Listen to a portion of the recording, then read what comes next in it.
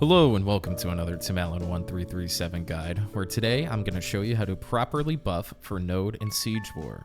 This will be a short and straightforward guide, and I'll put timestamps below for easy reference.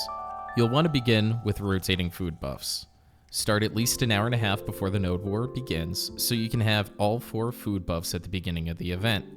Every food buff has a 30-minute cooldown, but a much longer duration so you can stack or rotate these buffs. Please remember that these buffs only expire while you're logged on your character, and the cooldown for another food also freezes if you're not logged on that character you're planning to PvP with.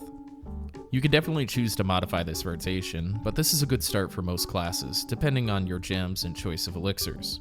Knight's Combat Rations, Special Serendia Meal, Special Valencia Meal, and Jumbo King of Jungle Hamburg.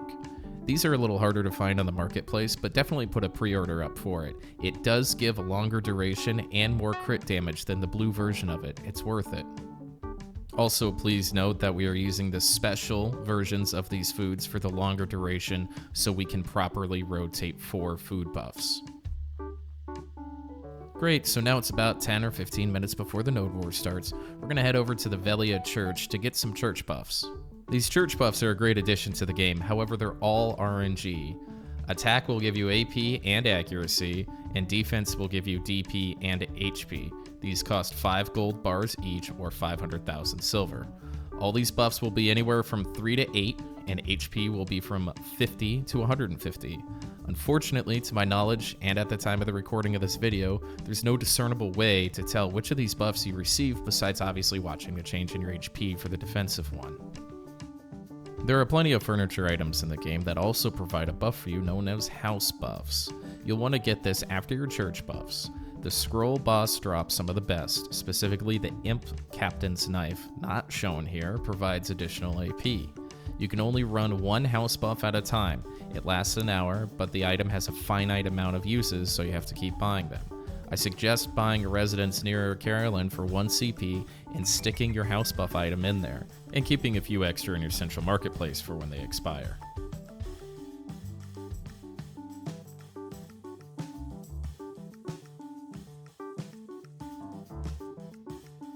After the house buff, run over to Carolin, in Heidel, near the skill trainer and the Lord of Serendia.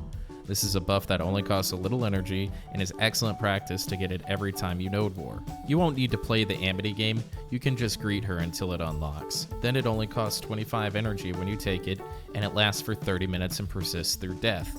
This gives you 10% extra critical hit damage, and it's a big buff when it comes to large scale Node Wars.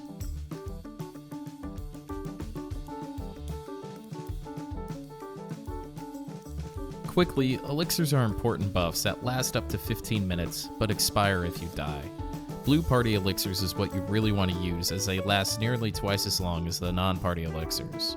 You can spend a lot of money with elixirs, so go as crazy as you'd like, but I definitely at least pick up the basics on the marketplace. Human Hunt, which adds human damage, Steel Defense that adds damage reduction, Fury gives you AP, and Life gives you max HP. The great thing about elixirs is you can use them at your own discretion. Use cheap ones when you're destroying your enemy, use more expensive ones when you're having a bad war or fighting a tougher opponent, and save your really rare and expensive elixirs for those big pushes on tough enemies. Please keep in mind that Perfume of Courage stacks with elixirs and has its own separate 20-minute cooldown.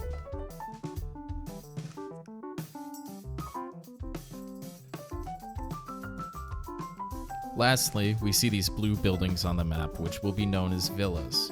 We don't have access to them yet, but they will be out soon and become another staple in the buff rotation. Stay tuned to patch notes to see when these come out.